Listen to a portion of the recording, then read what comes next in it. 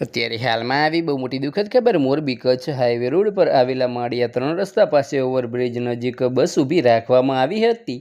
ત્યારે બસમાંથી નીચે ઉતારીને ભાગવા ગયેલ યુવાનનું ટ્રકની હેડફેટે ચડી જતા ગંભીર ઈજા થવાથી તેનું મોત નીપજ્યું હતું। બનાવની જાણવા મળતી માહિતી મુજબ ભરૂચ જિલ્લાના ઝઘડિયા તાલુકાના પાનેડા ગામના રહેવાસી Bharatbhai Bachubhai Vasava 34 truck number JJBX 2798ના ચાલક સામે માળિયા તાલુકા પોલીસ સ્ટેશન ખાતે ફરિયાદ નોંધાવેલી છે। 3 રસ્તા પાસે એસટી બસ ઊભી રાખવામાં આવી હતી। ત્યારે ફરિયાદીના કાકાનો દીકરો શૈલેષભાઈ લક્ષ્મણભાઈ વસાવા 24 બસમાંથી નીચે ઉતરીને ભાગવા ગયો હતો। ત્યારે બાજુમાંથી પસાર થયેલ ટ્રકની હેડફેટે તે ચડી ગયો હતો અને તેના ઉપરથી ટ્રકના વ્હીલ ફરી જતા ગંભીર ઈજા થઈ હતી, જેથી તેને યુવાનનું મોત નીપજ્યું હતું। તો બસ આજ માટે આટલું જ। અને અમારી યુટ્યુબ ચેનલ પર નવા હોય તો લાઇક, શેર અને સબસ્ક્રાઈબ કરી દેજો। ધન્યવાદ।